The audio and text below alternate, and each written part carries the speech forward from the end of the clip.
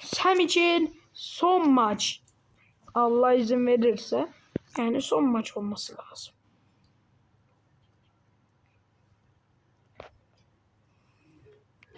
Şimdi eldiven darbeleri düşmanı yavaşladı ve eldiven yerdeyken süper otomatik olarak da olacak. Şöyle göstereyim size. Geldi bile. Hızlanmam lazım ama özelliğim yok. Dur, bedava kill, bedava kill. Yes kaptım. Bence ben bunu hallederim. Hayır. Canım bir. Taraya dalamayacağım. El Primo var, ne yapacağım? El Primo'yu buraya sabitleyebilir miyim? Sabitle. Kaç. Hayır. Mac. Alarm. Mac. Mac çok güçlü. Ben gariban olmak, kaçmak. Ah! Hayır. Gelme. Ne yaptım ben? Oo, iyi oynadım.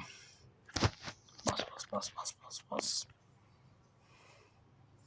Tahminime göre adam burada, evet. Gitti ki.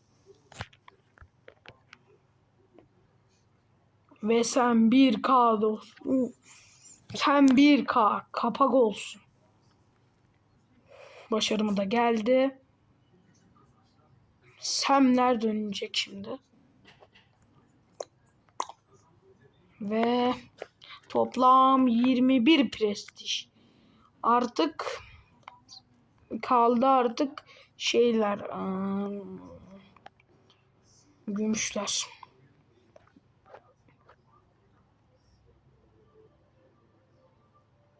Ve çok güzel. Ve ödülümüzü de alalım, 250 kredi. Spike'a 250 kredi.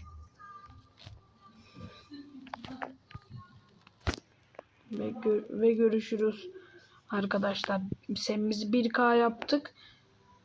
Görüşürüz. Bye.